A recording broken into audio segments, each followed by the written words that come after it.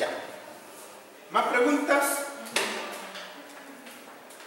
Ninguna, todo fácil, todo clarito. Mejor. Me preocupa un poco que veo poca gente. Agradablemente. Siguen de vacaciones, ¿Ah? siguen de vacaciones. Siguen de vacaciones. Agradablemente. Siempre hay más mujeres, siempre están todas las mujeres en las clases.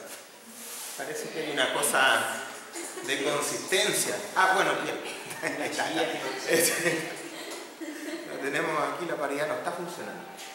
Bueno, voy a hacer un comentario general porque en realidad a mí no me complica tanto si vienen o no. Pero sí hay un tema que es delicado y quizás esto es más para los que no están aquí. Esta universidad, como todas las universidades decentes, ¿cierto?, está suscrita al Código de Honor, donde uno se compromete a muchas cosas, entre ellas a ser responsable. La verdad es que inscribirse en un curso y no respetar las condiciones que hay para cursarlo es una irresponsabilidad importante, y eso se los quiero hacer notar, no a ustedes porque están acá, pero a los que no están acá, hola, porque tienen consecuencias bien importantes cuando uno ya es profesional, ¿ya? En este caso, ¿cierto?, yo pedí que la gente que no viniera por alguna razón me lo hiciera saber vía correo electrónico. No ha pasado. Antiguamente yo ponía una nota por la gente, por la asistencia, pero encontraba que era acá chico. Era poco profesional, así que dejé de hacerlo. Pero parece que se hace necesario. Y si bien no lo voy a hacer, de todas maneras me gustaría saber quién viene a clase, para saber que no viene también, ¿cierto? Entonces les voy a pedir que tomen una hojita y me anoten sus nombres, para saber que ustedes estaban aquí, porque yo no traje nada. Solo para saber, ¿cierto? Eso es para el momento en que alguien venga a pedirme ayuda de algún tipo, yo pueda revisar si está en la lista negra o está en la lista blanca. Solo para eso. Bueno, vamos a seguir con esta clase. La clase pasada terminamos, ¿cierto?, hablando de los niveles de desempeño. Y voy a empalmar con eso. Voy a retroceder un poquito para volver a hablar de este tema, porque es bien importante. Es algo que a veces nosotros olvidamos cuando estamos en la oficina haciendo los diseños, ¿cierto? Se trata de un concepto bien básico, bien elemental, pero que se nos va. Y es que, como les he dicho a lo largo del curso, ¿cierto?, una cosa son las normas y otra cosa es entender el proceso, el procedimiento, cómo uno debe diseñar una estructura o no.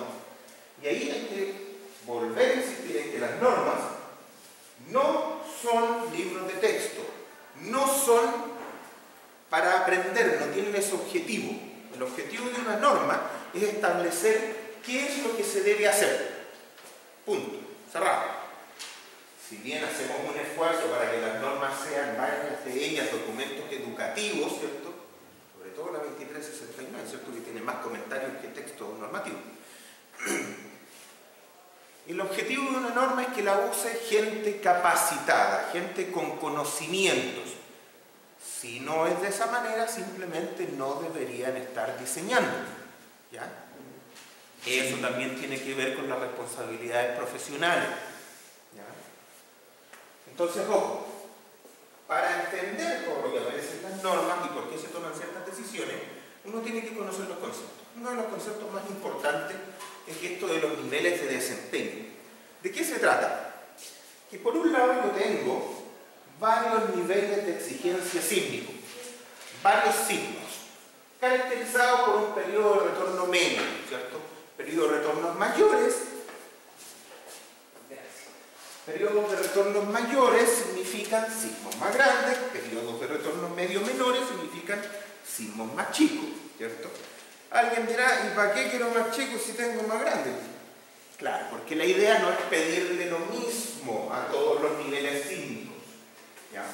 Entonces, por el otro lado, yo tendré algunos niveles de respuesta sísmica o tipos de respuesta sísmica que yo voy a poder emparejar con los niveles sísmicos, con los niveles del sismo, con la exigencia del sismo.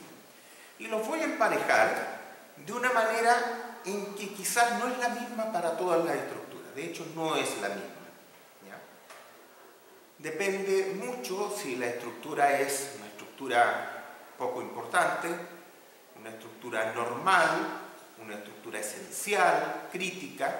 Depende de varias cosas, ¿ya? Y eso es lo que nosotros tenemos que entender, porque muchas veces pensamos que el hecho de hacer verificaciones para un solo nivel sísmico significa que todos los demás niveles o todas las otras cosas que yo puedo pedir se cumplen de manera implícita. Y eso no es cierto, o al menos no es cierto siempre, ¿ya? En particular, nuestra normativa presupone eso de manera implícita. Presupone que al cumplir con los requisitos prescriptivos que nos dan los códigos, entonces estamos cumpliendo todo aquello que debamos cumplir, ¿ya? Si bien eso nos conduce a un cumplimiento normativo, no necesariamente en todos los casos nos va a conducir a un cumplimiento de los objetivos que tenemos para ese proyecto. Entonces, lo primero es establecer cuáles son los objetivos para cada estructura del proyecto y según eso asegurarnos quizás que lo que estamos pidiéndole es suficiente para cumplir esos objetivos. Insisto, las normativas que nosotros tenemos son un mínimo, ¿ya? No significa que nos vamos a poner a buscar siempre quitar mayor pueden ser las demandas, pero son un piso y no son aplicables a todos los tipos de proyectos de manera literal. La 2369 tiene alto cuidado con eso, ¿cierto? Incluso en la tabla que define los R y los chi, tiene un comentario extenso al respecto, hablando de los valores de los factores R, que podrían incluso ser menores a lo que se entregan en la tabla, para algunos usos específicos. Sin ir más lejos, los proyectos de energía tienen R más chico, que ya entendemos que eso significa que la respuesta es de menos daño, la respuesta es esencialmente elástica, y con eso lo que hacemos es garantizar una continuidad del suministro de energía, que evidentemente lo necesitamos incluso más después de un sismo severo. Entonces, ese tipo de cosas están más o menos establecidas en la norma. Si bien yo de aquí para adelante voy a empezar a meterme en detalles de las normas, quiero ser súper claro en que a esta altura yo espero que ya hayan estudiado bien la 2369 del 2023 y al menos el proyecto de 433, ¿cierto?, que entró al INN a través del proceso de consulta pública. Esos dos documentos a este momento tienen que estar estudiados en detalle porque yo me voy a referir a ellos. Además, necesitan tener súper claro los detalles del decreto 60 y 61 del año 2011, ¿cierto?, después del terremoto del 2010, porque nos vamos a referir también a ellos, ¿cierto? Sobre todo porque esos decretos corrigen la 433 en curso, aunque su contenido ya está incorporado en el proyecto de NSH 433 que está en discusión ahora al interior de INN. Y el otro decreto lo que corrige es la norma NSH 430 de hormigón armado y corrige particularmente el diseño de muros de flexocompresión, que fue el problema símbolo que se tuvo en el evento del 27F. Y también lo vamos a abordar aquí con detalle, pero necesito que ustedes estén súper claros. Cuando nos vamos a referir a diseño en acero, cualquier cosa puede ser de acero, edificios habitacionales, de oficina, industrial, etc. Pero en Chile el más amplio uso del acero está en las estructuras industriales. Las estructuras industriales todo es de acero, salvo que no se pueda, ¿ya? Y ahí nos cambiamos a hormigón. Pero si no, el hormigón está para las fundaciones, ¿ya? Entonces, vamos a referirnos al acero casi exclusivamente en el contexto industrial. También vamos a hacer comentarios respecto a la parte habitacional, pero hoy por hoy los edificios de acero no aparecen a cada rato en la parte habitacional o de oficina. En el hormigón, todo lo contrario. Nosotros vamos a ver estructuras normales de hormigón, ¿cierto? Marcos, muros, y esas estructuras son esencialmente habitacionales. Por lo tanto, ahí nos vamos a 433 con 430. En el caso de estructuras de acero, nos vamos esencialmente a la 2369 con 427. Entonces, tengamos esa separación. Y esa es una separación que no necesariamente debería ser así, pero es la separación que tenemos en la práctica. Y como ustedes tienen que salir a hacer cosas en el mundo real, vamos a centrarlo de esa forma. Bien. Ahora sí vuelvo con los niveles de desempeño. Ya. Los niveles de desempeño, ¿cierto? Lo primero es establecer algunos niveles sísmicos. Estos niveles sísmicos me los robé del documento Richel 2000, ¿cierto? Ya pueden estar un poco añejos, pero es para tener una idea de qué se trata esto. Podríamos pelear un montón de tiempo de qué significa sismo frecuente, ocasional, raro o muy raro. Pero para efectos de estos ejemplos y del concepto que quiero ilustrar, esto es más que suficiente. Un sismo frecuente es aquel que tiene un periodo de retorno relativamente bajo y bastante comparable con la vida útil estándar de las estructuras, que se asume en más o menos 50 años. Ya todos sabemos que las estructuras están ahí hasta que se caen, ¿ya? Pero en general se dice, se piensa, se asume que tienen un periodo de exposición o vida útil de más o menos 50 años.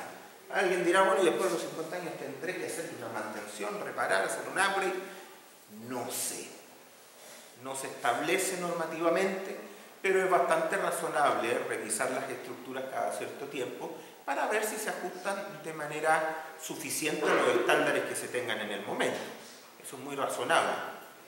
La parte mala es que la historia dice que cada vez que uno revisa una estructura que se hizo en otras épocas, lo más probable es que no cumpla el diseño prescriptivo del momento actual. Cosa que también tiene harto sentido porque el conocimiento avanza y en general se va haciendo más exigente. Y si se hace más exigente, lo que se hizo antes puede tener ciertos problemas.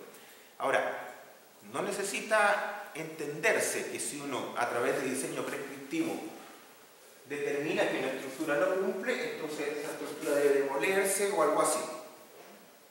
No va por ahí la cosa. Simplemente hay que tener más cuidado en su revisión. Y ahí es donde empieza a tener harta importancia este tema del análisis de desempeño y sus niveles de desempeño correspondientes. ¿Ya? Porque esto me lleva a algunas verificaciones que pueden ser explícitas. Tenemos aquí los niveles de sismo. Entendamos que tenemos 4 sismos. Después de eso, tengo niveles de respuesta que puedo pedir. Por ejemplo, todas estas cosas hoy día son un número y tienen un nombre que es absolutamente definido y son números, y eso es lo que quiero hacer hincapié. Por ejemplo, totalmente operativo o operación inmediata, que se llama hoy día, es un número, no es una opinión. ¿Ya? ¿Por qué es tan importante eso? Porque nosotros en Chile, ¿cierto?, tenemos el objetivo de tener para el sismo de diseño en estructuras industriales un daño controlado, reparable, pero sin número. Por lo tanto, lo que puede ser reparable y controlado para usted, a lo mejor para mí no lo es. Y eso causa problemas, evidentemente. Siempre que el criterio se mete entre medio, puede ser para bien o puede ser para mal. Pero cuando es un número, la cosa se limpia bastante. Bueno, en general los gringos y los europeos son buenos para el número. Entonces hay que mirar un poquito para allá. Entonces estas cosas van a ser números, la operación inmediata, después daño ligero, seguridad de vida. Ese siempre existe, seguridad de vida. Y prevención de colapso, también siempre existe. En realidad no hay niveles de sismo para los cuales uno acepte el colapso. Me refiero al colapso generalizado, que se caiga el edificio encima de la gente, ¿cierto? Pero sí colapsos parciales. Ahora, en general, ¿cuál es la idea? Que estos niveles se tienen que emparejar con los niveles de exigencia sísmica, considerando la importancia de la estructura. ¿De qué manera se puede hacer? Aquí, por ejemplo, les muestro una matriz de emparejamiento muy tradicional. Por ejemplo, para construcciones simples, de toda la vida. Dice, bueno, tiene que estar totalmente operativa para un sismo frecuente. Tiene harto sentido. Tiene que estar operativa por ocasional y para el sismo de diseño estándar, que se ve ahí, tiene que cumplir con seguridad de vida. Insisto, todos esos son números. ¿Números a través de qué? A través de hacer análisis explícito, análisis de desempeño, análisis tiempo-historia no lineales, donde uno incluye en general todas las posibles clasificaciones que tenga la estructura y las puede analizar a nivel de deformaciones. Entonces, después de esos análisis, al final yo voy a tener más o menos cuánto sufrió cada rótula plástica, cuánto se deformó. Y voy a poder revisar, ¿se deformó más de lo que estos niveles le permiten o no? Y así clasifico, y clasifico con números. Pero eso es para análisis de desempeño, no es para análisis prescriptivo, que es el que nosotros hacemos. Y por eso que quiero hacer esa diferencia. Cuando uno tiene análisis prescriptivo, solo puede suponer, lo mismo que hace la norma, que al cumplir los requisitos listados en el documento está implícitamente cumpliendo esto, pero no lo va a verificar. Y como no lo va a verificar, va a tener que hacer una prueba de fe que la cosa funcione. Bueno, cuando las cosas son más importantes, uno en realidad empieza a dejar un poco de lado esas cosas de la fe y empieza a necesitar números para poder validar. Por eso es que cuando yo tengo estructuras particularmente importantes, me voy a este tipo de matrices y empiezo a ver qué le pido para cada nivel. Por ejemplo, ¿cierto? Aquí tenemos un segundo tipo de estructuras que son las esenciales, peligrosas, importantes, ¿cierto? Y dice, ya, aquí le voy a pedir que esté totalmente operativo, ya no para el frecuente, sino para el ocasional. Y eso es pedir más. Para el sismo de diseño estándar, le estoy pidiendo que esté operativa, o daño controlado, poco. Ya la seguridad de vida quedó superada hace rato. Y para estructura especialmente crítica, a lo mejor aquí tenemos los hospitales, no sé, alguna estructura que sea especialmente peligrosa, ¿cierto? A lo mejor los centros de estudios nucleares, cosas así, que están aquí arriba de la falla de San Ramón. Entonces, a lo mejor ahí yo podría pedir más. ¿Y qué se propone acá? Por ejemplo, esto yo lo quiero totalmente operativo, pero ya no para ni frecuente ni ocasional, sino para el sismo de diseño estándar. Esta es una exigencia bastante alta. ¿Cómo yo trato de manejar este tipo de cosas en una normativa común? A través del factor de importancia, el I. ¿Y qué hace el I? Bueno, multiplica la demanda, la sube. Pero básicamente con eso yo lo que estoy demandando es más resistencia. Pero no es tan claro que sea lo único que necesite. Al abordarlo desde este punto de vista es mucho más claro. ¿En qué sentido? En que después yo voy a caracterizar todos estos eventos sísmicos por un set de registros, ¿cierto? Que van a estar escalados al nivel que corresponda, de la misma manera que ustedes lo hicieron en sus tareas. Y cada set de registros, ¿cierto?, va a representar estos sismos. Y cuando yo los ponga en la estructura, voy a obtener una respuesta.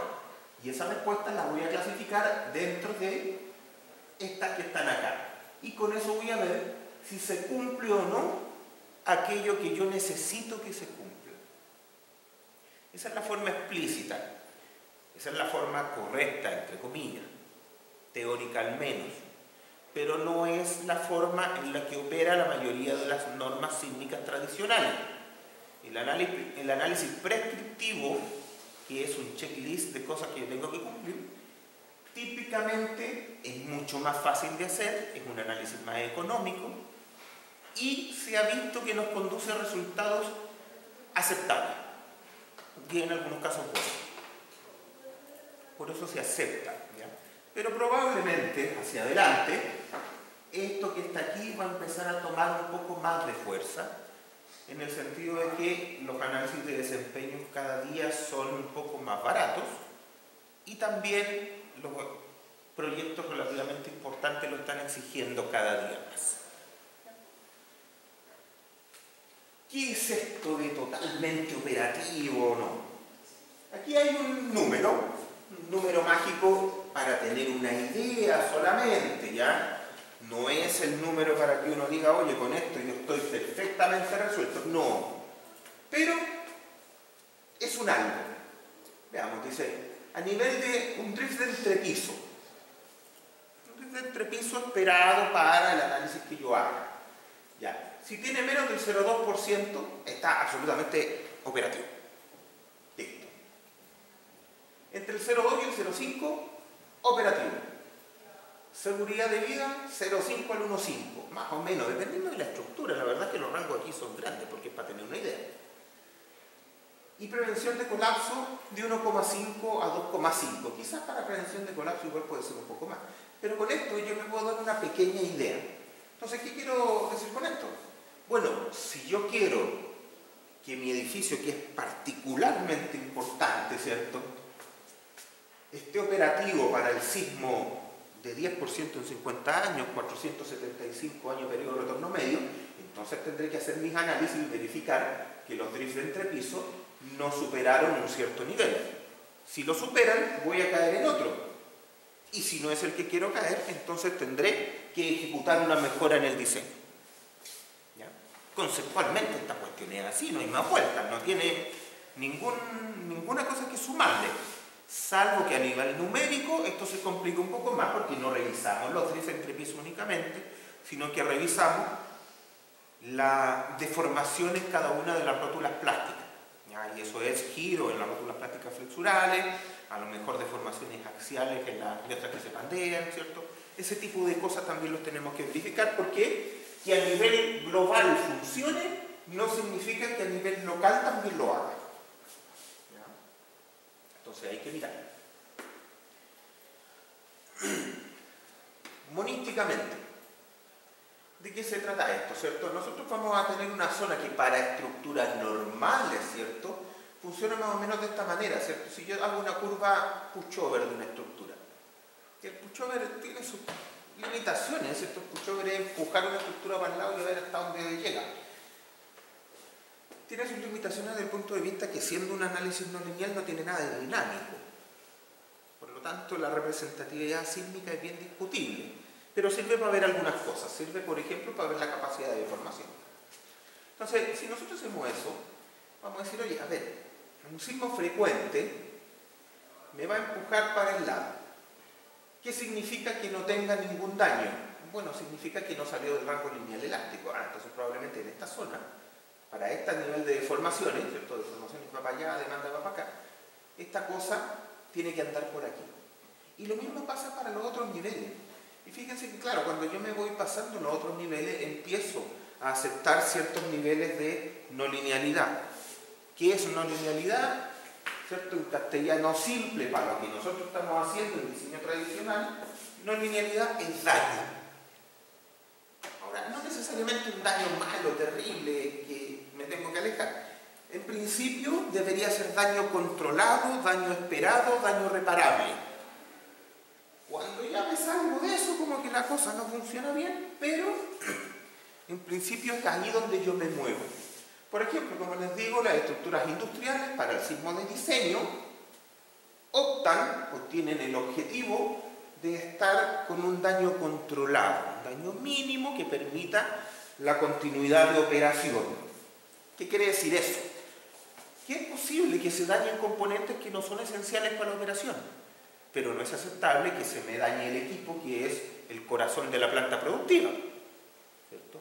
Eso no podría aceptarlo, porque me limita la operación. ¿Ya? Ahora, a diferencia de edificios habitacionales y de oficinas, donde, sin ofender a nadie, los criterios son los mismos para todos los edificios. Los habitacionales tendrán sus criterios de desempeño bien claros y los de oficina también, porque tienen objetivos claros. Pero en plantas industriales no. En plantas industriales, ¿cierto? Yo tengo que depender del proceso. Y eso me dirá qué cosas son las más importantes y qué cosas no lo son. Y no todos los equipos y estructuras tendrán las mismas limitaciones para continuidad de operación. Hay equipos sensibles que a lo mejor yo no voy a poder aceptar los drifts de entrepiso que la norma permite, ¿cierto? La norma en principio dice que los drifts esperados, ¿cierto?, no tienen que superar el 1,5%. Perfecto, eso está excelente para la estructura, pero yo también tengo que garantizar la continuidad de operación. Por lo tanto, si el proceso me exige deformaciones más chicas, esas mandan y no manda el 1,5%. Imagínense las estructuras portuarias. Una estructura portuaria como un muelle transparente, el borde costero, ¿cierto? El muelle, todos saben que tiene que estar arriba del agua, porque si no, no funciona. Bueno, normalmente el fondo marino está del orden de, no sé, 25 metros por debajo del tablero. Más o menos. 25, 30 metros. ¿Cuánto será entonces la deformación del 1,5% a nivel del tablero? ¿Cuánto es 1,5 por 25? Más o menos unos 40. Por allá anda, 35, 40 centímetros. O sea, el tablero se me podría mover 40 centímetros y yo me voy a quedar feliz. Ahí estamos hablando que se puede mover para arriba, No, para el lado. Entonces, desde el punto de vista normativo, yo digo, ya, los 40 centímetros son aceptables para la estructura porque eso no me genera amplificaciones por efectos P delta y no me genera daño estructural importante. Pero usted se dará cuenta que lo que viene desde tierra y va a entrar al muelle va a tener que soportar una deformación de 40 centímetros para no dañarse. Poco probable. Si usted tiene una pipe rack que entra desde tierra a la estructura de tablero, ¿cierto?, justo en la entrada, usted va a tener que permitir que la cañería, bueno, a lo mejor la estructura no se termina en tierra y después hace otra que viene en el muelle, pero las cañerías que pasan de un lado a otro también van a tener que soportar una deformación de ese nivel. No la soportan, está malo su diseño. Si las cañerías soportan 20 centímetros, que ya es mucho decir, si soportan 20 centímetros y su estructura soporta 40, bueno, ¿qué gana? Tiene que limitar los 20, porque si no le funcionan las cañerías, no le sirve para el muelle. Ese tipo de cosas, ¿cierto?, se nos olvidan mucho cuando estamos en la oficina enseñando. Por eso hay que llegar pensaditos de la casa. ¿Ya? Cuidado con ese tipo de cosas. Ya, esto me lo voy a saltar en una poquita. Vamos al siguiente. Consultas de esto.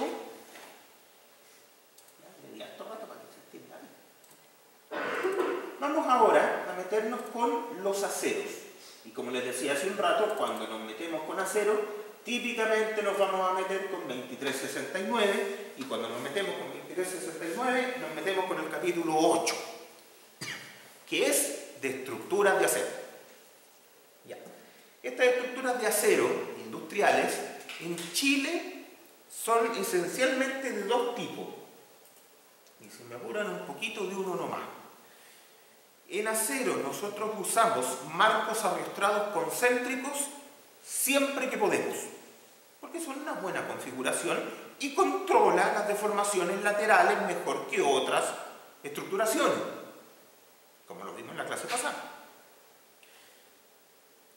Cuando no podemos arrastrar, usamos marcos de momento, pero en estructuras industriales, como les decía, las deformaciones de entrepiso son muy relevantes, ¿ya?, porque en general son el indicador de daño. Las cañerías van de un piso a otro, las correas transportadoras van de una estructura a otra. Entonces necesito mucha rigidez lateral en las estructuras industriales para mantener los procesos operando. Entonces, como tengo ese asunto, a pesar de que yo vaya a usar un marco de momento, típicamente voy a necesitar un marco de momento bastante rígido lateralmente. ¿Ya?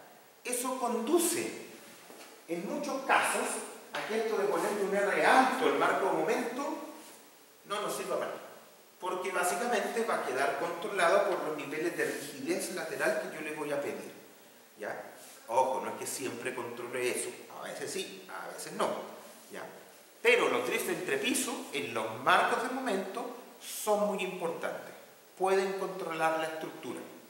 En el caso de los marcos arrastrados, los drifts de entrepiso no controlan la estructura porque son estructuras esencialmente rígidas, ¿ya? A no ser que la estructura sea muy alta y se haga flexible igual a pesar de que esté arrastrada, pero no es lo que típicamente nos pasa en las estructuras industriales. Entonces, ojo, preferimos siempre los marcos arrastrados concéntricos. Secundariamente, cuando no podemos arrastrar, porque pasa un equipo, alguna cosa rara, entonces nos vamos a los marcos momentos. No usamos nada más. No rarezas, salvo casos especiales. Por ejemplo, el uso de dispositivos de disipación de energía, pero ahí nos cambiamos de norma, nos vamos a la 3411. O si queremos hacer estructura aislada, por ejemplo, muelles que se usa aislamiento sísmico, entonces ahí nos vamos a la norma 2745 y la diseñamos por allá. Pero en general las estructuras, el 90%, 95% quizás más, van a ser estructuras tradicionales, marcos arrastrados concéntricos, la muy amplia mayoría, marcos de momento, algunos poquitos, y otras rarezas casi nunca. Y ojo que no estoy diciendo que estructuraciones de rotismo sean malas, estoy diciendo que esto es lo que es lo que tenemos, es lo que pasa en la vida real.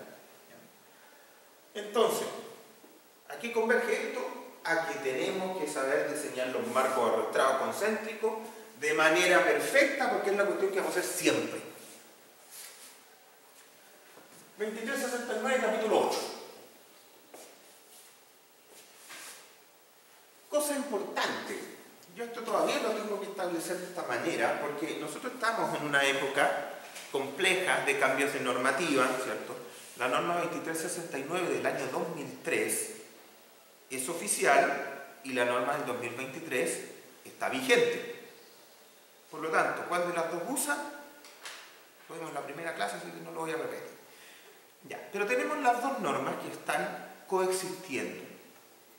De hecho, hoy día hay un proceso de revalidación o verificación de algunos puntos específicos de la norma del 2023 que se está conversando en el INN y que podría generar algunos cambios, pequeños por cierto, en una próxima edición o revisión.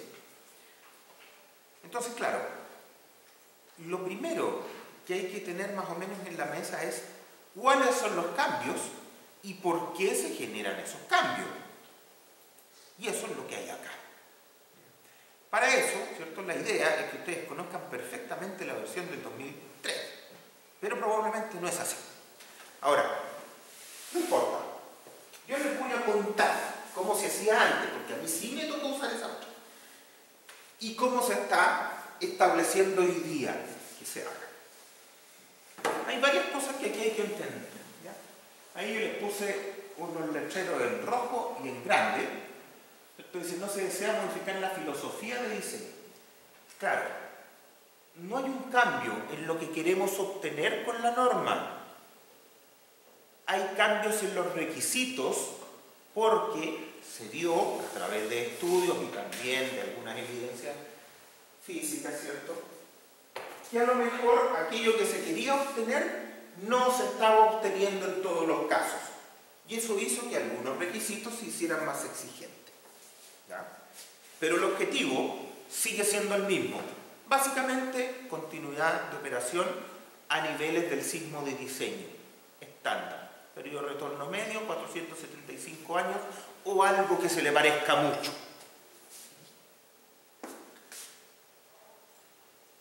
Referencias. Este es el primer cambio. ¿Ya? La norma del año 2003 consideraba la Seismic Provision AISC 341, ¿cierto? Deben haber visto un poco el curso de acero, como una alternativa, o más que una alternativa, como una fuente de requisitos formales para el diseño sísmico nacional de estructuras de acero. Y alternativamente se podía ocupar el capítulo 8, más un anexo B que ahora no es necesario, les voy a decir por qué. ¿Cuál era el problema de eso? Que el AISC 341 es un documento muy bueno, pero orientado a proveer de utilidad muy alta, como la que necesitan los norteamericanos porque ocupan los R grandes. Pero nosotros en la estructura industrial ocupamos R relativamente chicos o moderados. Por lo tanto, inmediatamente se generan incompatibilidades y complicaciones. Entonces, claro, nunca fue la idea que fuera de esta manera, pero así está escrito. Hoy día el cambio fundamental es, usted ocupa el capítulo 8 y aquello que no esté contenido en el capítulo 8 lo va a buscar a ISC 341. Es un cambio bastante importante porque obliga directamente a usar el capítulo 8 por sobre cualquier otra cosa, que es lo que siempre debió ser. Ahora, el capítulo 8 cubre marco arrastrado concéntrico y marco momento. Nada más. Porque es lo que ocupamos. Si usted quiere usar otra estructuración un poquito más extraña, sí, vaya a hacer mi provecho. Pero además, lo limita. Le dice, no puede ir con un R mayor que 5. Ustedes vieron que las estructuraciones especiales tienen R notablemente mayores, llegan hasta 8.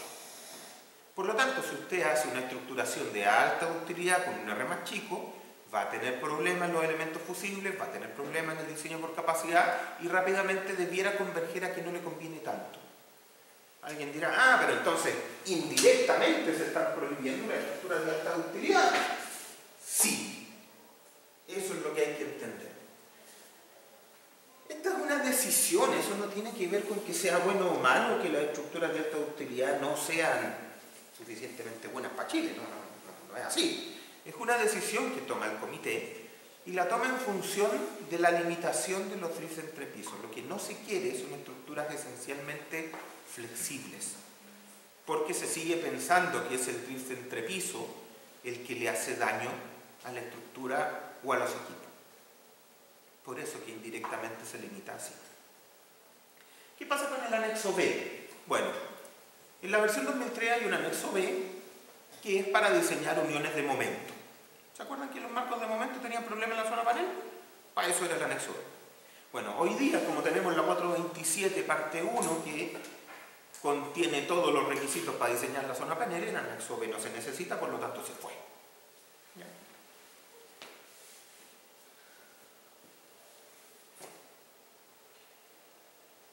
Esto es bien importante y se lo tengo que decir porque se ha malentendido. Hay gente que piensa que el capítulo 8 es una copia de lo que dice ISC 341. Bueno, de acuerdo a lo que les acabo de decir, ustedes entenderán que no, pero los que están aquí no son todos los que salen a diseñar, por lo tanto hay que aclararlo. El capítulo 8 no es una copia del ISC 341, de hecho lo que opta es a no serlo.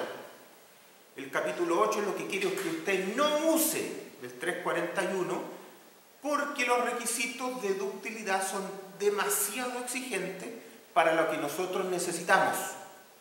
El capítulo 8 lo que hace es tratar de proveer ductilidad limitada de acuerdo a lo que nosotros realmente esperamos que la estructura vaya a necesitar. Ese es el objetivo del capítulo 8. En términos bien simples, es pedir menos desde el punto de vista de detallamiento que lo que pide 341.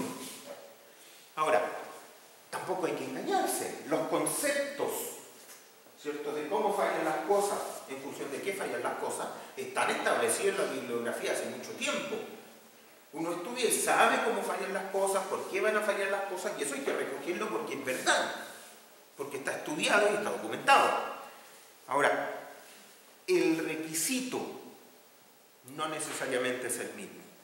De hecho, no son los mismos. Entonces, los conceptos y los efectos físicos, y vamos a pasar por cada uno de ellos, sí, vienen heredados de 341 y no solo de 341, de un montón de bibliografía de diseño sismo resistente que se ocupa en todo el mundo. Pero el requisito específico está adaptado a la realidad nacional. Porque es lo que se necesita. Capacidad esperada. ¿Cierto? Yo les conté respecto al diseño por capacidad. Es un tema porque para hacer diseño por capacidad, que sigue siendo el primer candidato a cumplir, ¿cierto? Yo les contaba, usted diseña los fusibles con las cargas, considerando las cargas cíclicas divididas por el factor R, ¿cierto? Pero después de que diseña los fusibles, tiene que diseñar el resto de las cosas para que no sean fusibles. Por lo tanto, el primer candidato a usar es diseño por capacidad. Lo malo es que como los R son bajos, el diseño por capacidad me queda excesivamente exigente y entonces yo lo limito al concepto de cargas amplificadas que también conversamos. Bien, pero eso tiene algunas cosas que tenemos que mirar. Lo primero es definir cuáles son las capacidades esperadas. Entonces, para no tener problemas, se definieron. La norma dice, las capacidades esperadas en el RFD son estas, y le pone ahí usted el listado de cómo se calcula cada una, con variables y numeritos. ¿Cuánto vale la capacidad esperada en tracción, en compresión, en flexión? En lo que usted necesite, la norma se lo dice. No lo manda para ningún lado. Ahora, ojo, que las capacidades esperadas, ¿cierto? Las capacidades esperadas, que llamémosle un RE, ¿cierto? Están definidas. Pero en general el concepto es que ese RD, que va a ser una capacidad esperada, yo lo voy a tratar como si fuera un RU para diseñar el elemento que recibe la carga del fusible. ¿Se acuerdan? El fusible lo diseño con carga reducida. Perfecto. Después me olvido de las cargas y digo cuál es la fuerza que puede desarrollar ese fusible. De ahí va a salir el RE, que es su resistencia esperada. Y lo voy a usar como un RU, con notación LRFD, de demanda de diseño, y esa tendrá que ser menor o igual que el phi RN del elemento que recibe. Eso es diseño por capacidad. Eso es todo el diseño por capacidad. Después ya tendré que ver cómo calculo esto y eso para cada uno de los esfuerzos y elementos, pero eso es el diseño por capacidad. ¿Quién nos suma la norma? Que este RU está limitado. Está limitado a las cargas amplificadas en general, en casi todos los casos, salvo en estructuras esenciales, categoría 3 y categoría 4. Ahí no puedo usar la salida de carga amplificada y tengo que dar ductilidad. Pero oigan, ¿cuántas estructuras categoría 3 y 4 tiene cada proyecto? Bueno, otro problema, porque nosotros teníamos, y lo voy a decir como una opinión, más que nada para que no se me ofenda a nadie, parecía que el chileno tenía la mano pesada en el diseño de estructura. Pero eso no tiene que ver con la norma. La norma pide un nivel de diseño. Si usted le pone más, es cosa suya, decisión es suya. Bueno, aquí teníamos la mano pesadita históricamente. Ahora, esta norma nos permite hacer un cambio. Yo tengo que decirlo como opinión personal, la norma del 2003 fue una norma buena, espectacular, para su tiempo. El punto es que estamos en el año 2024. Pensar que los requisitos siguen siendo los mismos es un poco irracional. Es poco razonable, y con eso no estoy diciendo que la del 2023 sea perfecta, para nada. Estoy diciendo que si en 20 años no mejoramos nada, tenemos un problema fuerte. Bueno, desde ese punto de vista, la norma del 2023 corrige cosas y mejora cosas. Pero eso no significa que la del 2003 haya sido una mala norma, para nada, no sirvió mucho. Pero también estaba muy complementada con la expertise de cada profesional. Era una suerte de manual que usaba la gente que sabía cómo aplicar la norma. Y eso se perdió. La norma del 2003 tiene muchas recomendaciones para análisis a mano, que ya no se usan. Tiene muchas soluciones simplificadas, que ya no son necesarias. Tiene cosas que hoy día se sabe que no son buenas y que hay que cambiarlas. Y todo eso no hace que sea una mala norma, pero hace que no sea suficiente para hoy día. Para la gente como ustedes, que sale a diseñar y que no tiene idea por qué dice lo que dice en la 2003. Hoy día la 2023 le ofrece eso. Le ofrece explicaciones y le ofrece una adaptación al estado de la práctica actual. Básicamente es un upgrade, no es otra cosa. Bien, ¿cuál es el problema de estas capacidades esperadas? Ya, vamos a limitar en general el diseño por capacidad. Chuta. ¿Y siempre tengo que usar diseño por capacidad? No. Puedo limitarlo a las cargas amplificadas y van a salir a cada rato de los requisitos del capítulo 8. Las cargas amplificadas, porque son el nivel máximo para el cual vamos a diseñar a nivel del signo de diseño estándar. Y aquí hay otra situación de acuerdo, y es que ¿qué son las cargas amplificadas? ¿Son las máximas posibles? No. ¿Son las cargas que consideran el factor de sobreresistencia?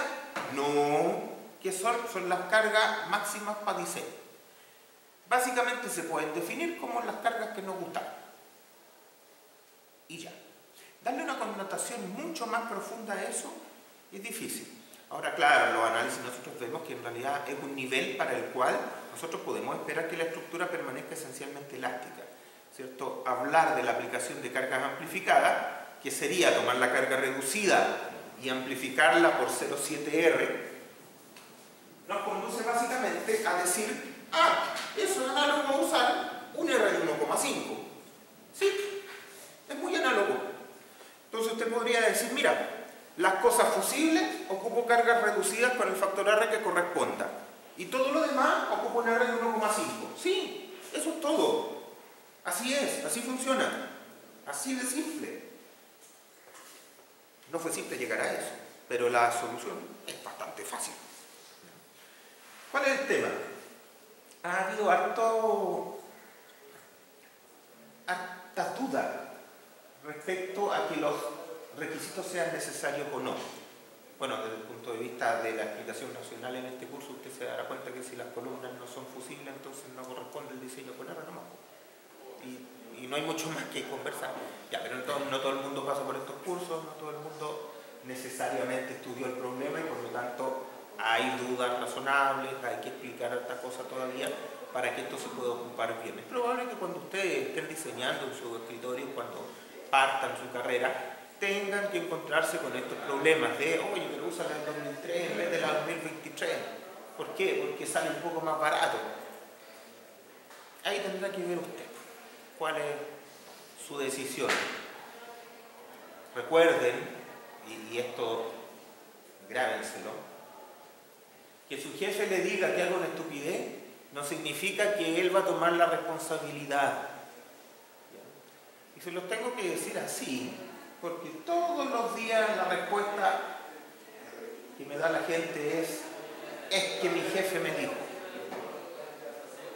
Que se parece mucho a mi mamá, me los compró. No es un argumento, no es algo que ustedes le puedan decir a un juez. La recomendación es siempre la misma. Piensen qué le va a decir al juez. Si le parece que la respuesta es buena, vaya por ahí. Si le parece que no es tan buena, mejor no. Esto no es la excepción. Bien, el diseño por capacidad está definido a nivel LRFD. Así, resistencia esperada, la vamos a usar como carga de diseño, LRFD, por eso el U, y tendrá que ser menor que la resistencia de diseño de lo que sea que reciba. La columna, la conexión, la viga, lo que sea. Ya, perfecto, a nivel LRFD, eso se entiende, no tiene ni una vuelta más.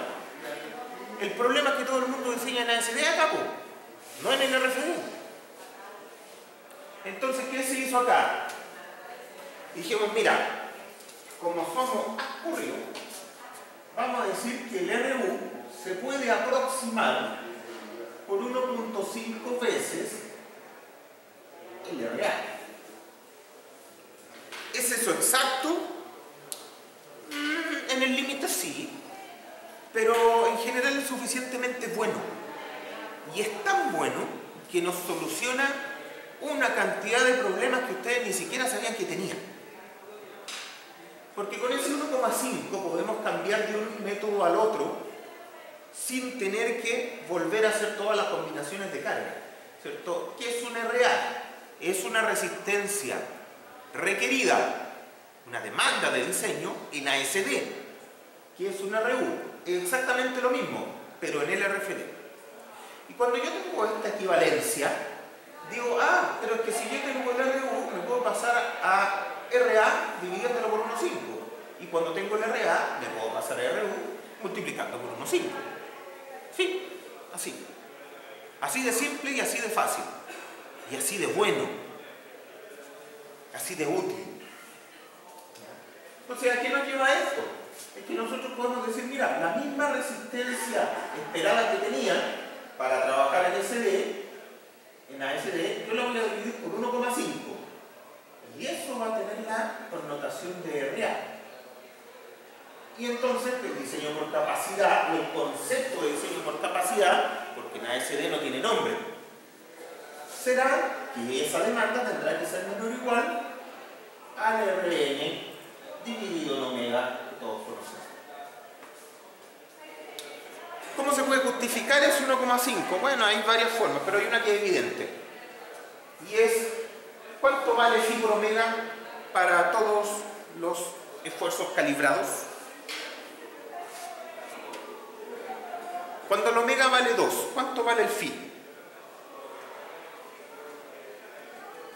A la misma condición. NSH 427 parte 1.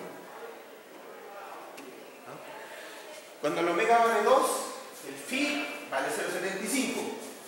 Generalmente esos son fallas frágiles. En fallas dúctiles, ¿cuánto vale el omega? 1,67. ¿Y cuánto vale el phi correspondiente? 0,9. ¿Cuánto vale phi por omega? 1,5. ¿Cuánto vale ese número? Phi por omega. Y ahí genera una equivalencia. Listo. Esto, que ustedes lo ven tan simplista, resuelve una cantidad de problemas que ustedes no se pueden imaginar. Insisto, no es perfecto esta cuestión. Si viene un investigador y nos dice, pero ¿cómo multiplicáis por 1,5? Claro, no llegamos a ninguna parte, pero para diseño es súper bueno, es tremendamente bueno y lo usamos. Sigamos avanzando. Carga amplificada. Bueno, básicamente, ya les dije, se trata de que las cargas reducidas son para fusibles. Cuando yo tengo mi combinación de cargas LRFD, 1.2D más alfa L más, y aquí voy a poner más porque es la connotación del modal espectral, ¿cierto? Más, aquí en el RFD estamos en Chile, así que le ponemos 1.4E, ya les dije por qué viene ese 1.4, 1.4E. Este E, para los fusibles, son cargas reducidas. Ojo, las horizontales, porque las verticales tienen un R de 2 y nada más. Ya, las horizontales. Y cuando no es fusible, bueno, ese E entonces tendrá una amplificación por 0,7 R1, que es equivalente a decir que está calculado con un R de 1,5. Listo. Y esto también me conduce a un diseño racional y bastante estable. Antiguamente en el capítulo 8 habían varias salidas por sobreresistencia a nivel de recetas. En algún lado le decían, mire, multiplique la carga por 0,5R, en otros lados 0,7R, en otros lados multiplíquela por 1,5, en otros multiplíquela por 2. Había un montón de amplificadores dependiendo de qué cosa quería ver usted. Una conexión, una diagonal, una unión de momento, una viga. La verdad es que desde el punto de vista conceptual, la sobreresistencia que se le puede pedir o que se le debe pedir a cualquier punto de la estructura está definida. Y en este caso se ha elegido que sea básicamente la misma para todos los elementos. ¿Y cuál es? Ocupe las cargas amplificadas. Simple. Lo que es fusible ocupa cargas reducidas. Oiga, lo que es fusible de acuerdo a la estructuración que usted ha elegido utilizar, no a lo que a usted se le ocurra que puede ser fusible. En marcos arrastrados concéntricos, los fusibles son diagonales y pernos de anclaje. No hay otra. Por lo tanto, no es aceptable que usted diga, es que voy a considerar la llave de corte como fusible para mi diseño. No. Usted no tiene derecho a hacer eso. No es parte de la definición. Podría hacerlo a través de análisis de desempeño, porque ese es un análisis que no es prescriptivo. Pero nosotros ahora nos estamos centrando en el prescriptivo. Sigamos avanzando con esto. Las columnas.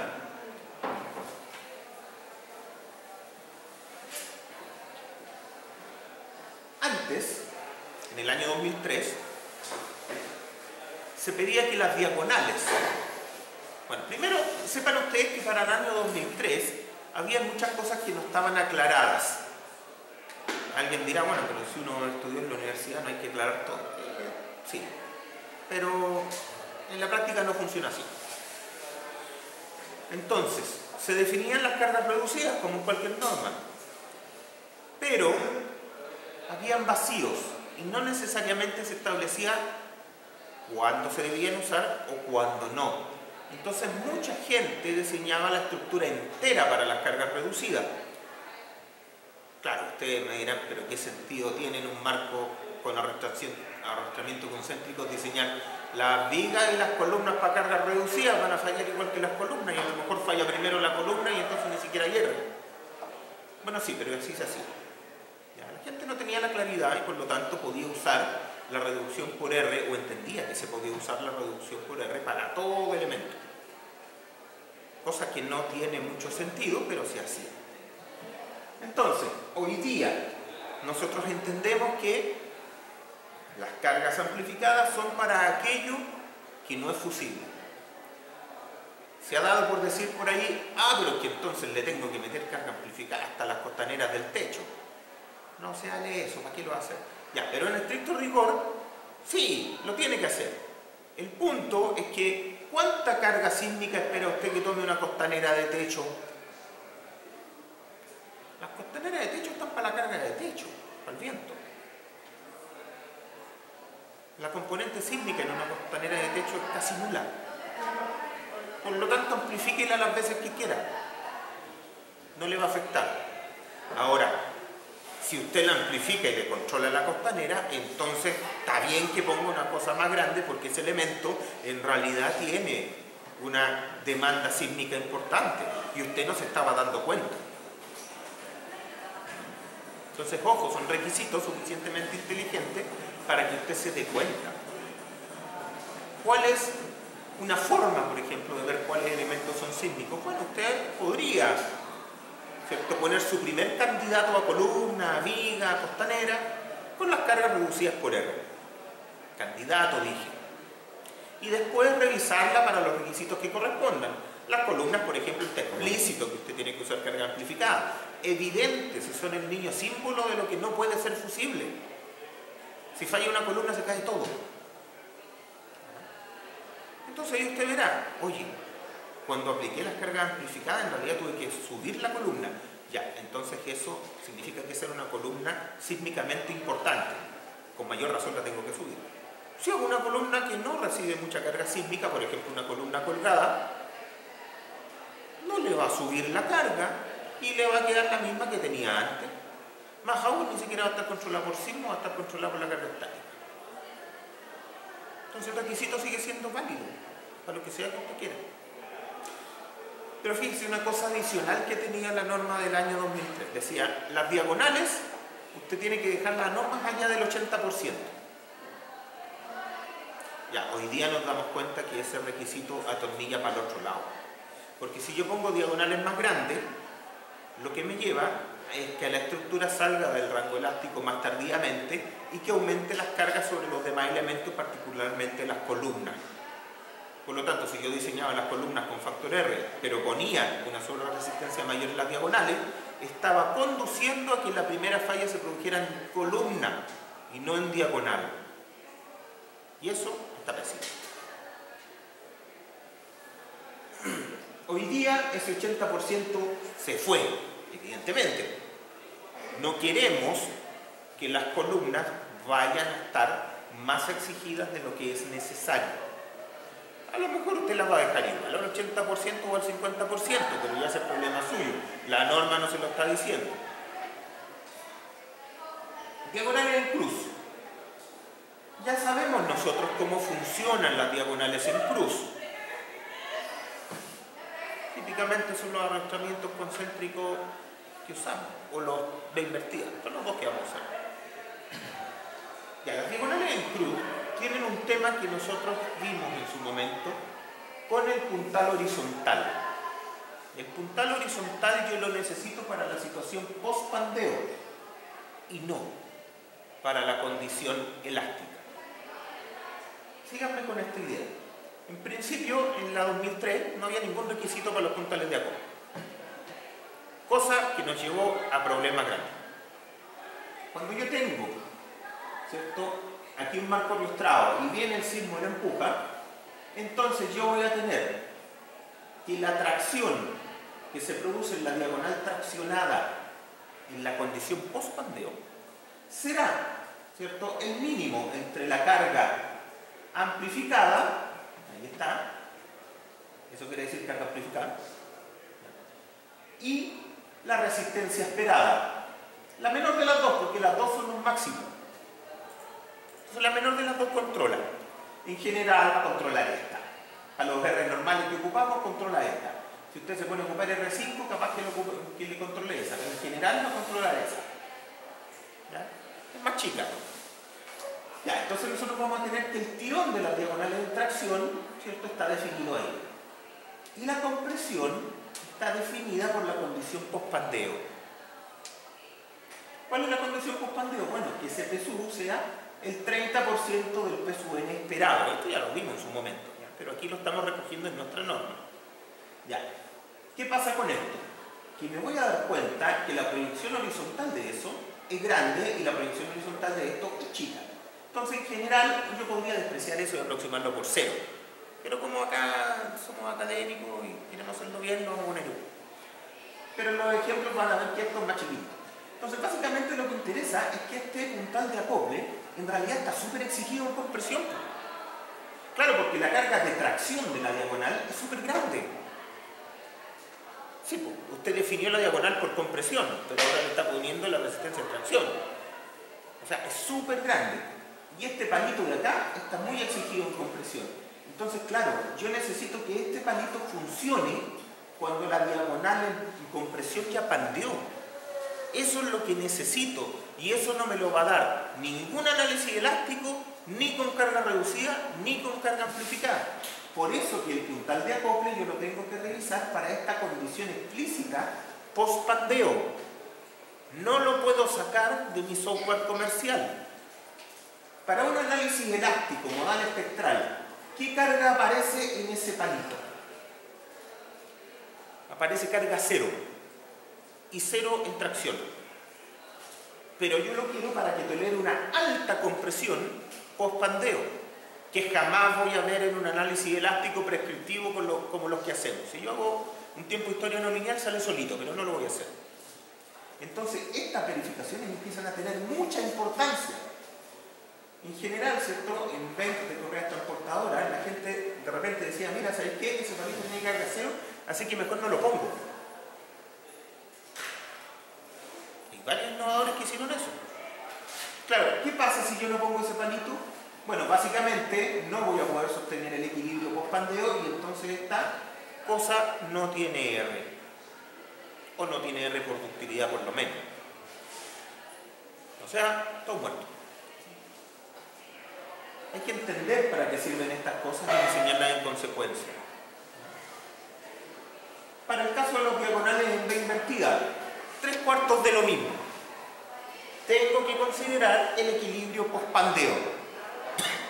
También lo vimos en la clase anterior desde el punto de vista conceptual. Ahora lo vemos desde el punto de vista del requisito. Les voy a contar que en la norma del 2003 para los chevrones, las B invertidas, ¿cierto? Las B invertidas, por si acaso, para que hablemos todo, las B invertidas son esas. Se pedía que las diagonales, ¿cierto?, se calcularan con la carga sísmica amplificada 1.5 veces. Además, recuerden que como eran diagonales sísmicas, el factor de utilización no podía pasar del 80%. O sea, estoy poniendo diagonales cada vez más robustas. ¿Para qué sirve poner diagonales cada vez más robustas? Para traspasar la carga a las columnas. Mala idea. Hoy día sabemos que es mala. Antes se estaba optando que las diagonales no salieran del rango elástico. De hecho, la viga se debía diseñar sin el apoyo de las diagonales. Ya, con eso ustedes dicen, ya, la viga queda más exigida. Sí, queda más exigida si es que había carga gravitacional en la viga, si no, no. Si no, no queda más exigida. Pero ahora ustedes saben que esa viga requiere ser diseñada para el equilibrio post-pandeo y que tiene un momento en el eje fuerte que es gigantesco por el desequilibrio de sus diagonales. Y eso no se veía. En mi opinión muy personal, los requisitos de la norma antigua no eran buenos para esta configuración. O por lo menos como se usaba típicamente. ¿Qué es lo que usamos hoy día? Nuevamente equilibrio post-pandeo. Listo.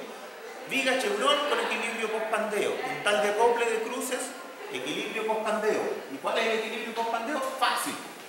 La diagonal en tracción vuelve a tener el mínimo entre la resistencia esperada, esa de ahí, y la carga amplificada. Por ahí andaba.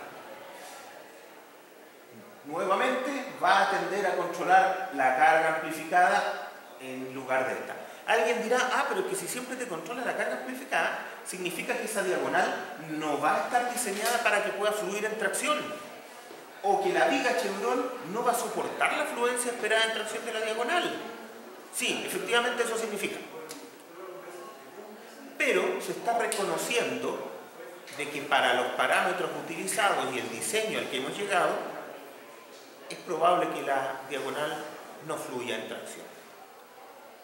Seguro que va a tener cargas mayores a las de diseño, pero probablemente no fluya en tracción y eso lo reconoce el requisito. Este de acá. ¿Ya? Básicamente, lo que busca resguardar ese requisito es que si a usted se le ocurrió poner una diagonal gigantesca, no lo pague todo el resto de la estructura. Poner diagonales gigantescas es mal negocio. Si usted pone los fusibles más grandes, la estructura toma más carga. La estructura va a seguir tomando carga hasta que algo falle, hasta que algo salga del rango lineal elástico. Claro, porque esa es la definición del rango lineal elástico. Hasta que haya una rótula plástica. En este caso, pandeo de diagonales o fluencia permanente. Bien, si ustedes se dan cuenta, acá esto ya lo vimos, así que no le voy a dar mucha vuelta. La proyección vertical de esto va a ser harto más chico que la proyección vertical de eso, por lo tanto voy a tener un tirón para abajo que me va a dar una demanda en el eje fuerte muy grande. Con esto nos vamos ya al recreo. En las vigas chevron, hoy día nosotros aceptamos que hay una excentricidad de hasta 2 veces la altura de viga. Excentricidad respecto a la separación de los puntitos. Abrir las patas. O sea, básicamente decimos, transfórmelo en algo que parezca un marco excéntrico, pero que no lo sea. Porque esa zona de excentricidad no va a ser una zona de link. No va a ser el fusible estructural. Usted tiene que seguir diseñando todo con las diagonales como fusible. Simplemente que no van a llegar al mismo punto. ¿Ya? Eso es porque nuestra práctica requiere eso. A veces no podemos poner las diagonales llegando al mismo punto porque hay algo que está molestando ahí. ¿Ya? Entonces, mientras el marco siga portándose como marco concéntrico, significa fusible en diagonales, vamos a poder seguir ocupando los mismos requisitos. Los requisitos están redactados de manera que a usted no le moleste que ese punto esté más acá o más allá. ¿Ya? Se acepta una excentricidad, pero aceptar esa excentricidad no significa que debamos diseñar el marco como si fuera un marco excéntrico de acuerdo a 341, como lo vimos en la clase anterior. ¿Ya? No es eso. Marcos de momento. Y eso lo vamos a ver después del break.